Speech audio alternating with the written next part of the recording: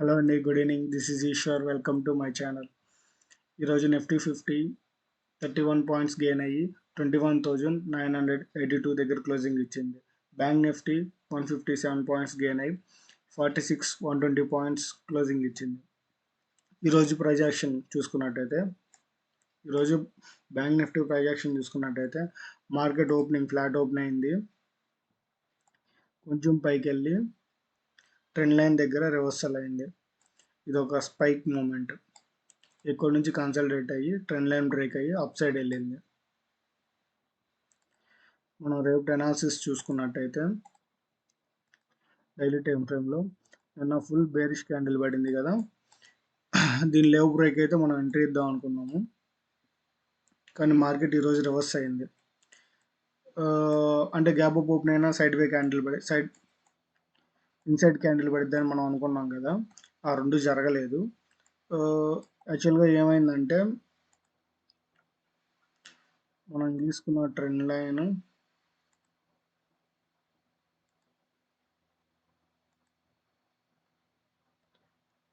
Daily time ఫ్రేమ్లో trend line తీసుకున్నట్టయితే ఇక్కడ 61% దగ్గర సపోర్ట్ తీసుకొని బులిష్ క్యాండిల్, స్ట్రాంగ్ బులిష్ అని నేను అనగానే బులిష్ క్యాండిల్ ఫామ్ అయింది. జనరల్గా ఈ రేంజ్లో మార్కెట్ కన్సల్టేట్ అయ్యే ఛాన్సెస్ ఎక్కువ ఉంటుంది. మ్యాక్సిమం రేంజ్ బౌండ్లో నడిచే ఛాన్సెస్ ఉంటుంది. రేపు అనాలిసిస్ వచ్చేతలకి 15 minutesలోకి వెళ్ళి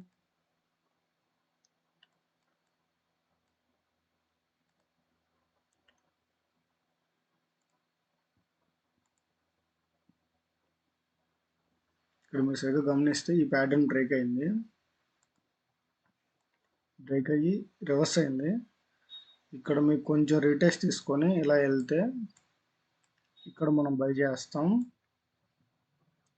లేదంటే ఇక్కడ ప్రైజ్ యాక్షన్ ఫామ్ అయ్యి ఇలా కిందకి వెళ్తే దీనిలో మనం సెల్ చేస్తాం. ఇది బ్యాంక్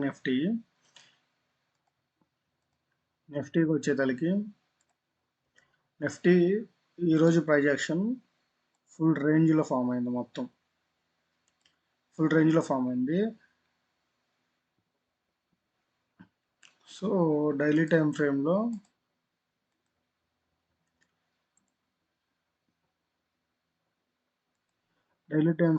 మళ్ళీ మార్కెట్ క్లోజింగ్ అనేది రేంజ్లోనే ఇచ్చింది.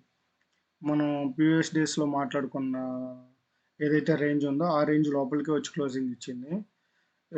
సో ఇది రేపు కూడా మనకి బయింగ్ ఉండే ఛాన్సెస్ ఉంటుంది.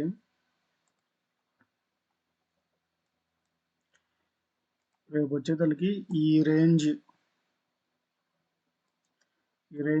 ఒక ప్రైజ్ యాక్షన్ ఫామ్ అయ్యి అప్ సైడ్ బ్రేక్ అయితే బులిష్ వెళ్తాము, లేదంటే మొత్తం ఈ రేంజ్లో కొంచెం తిరిగి డౌన్ సైడ్ బ్రేక్ అయ్యి దీనిలో మనం ఎంట్రీ ఇస్తాము.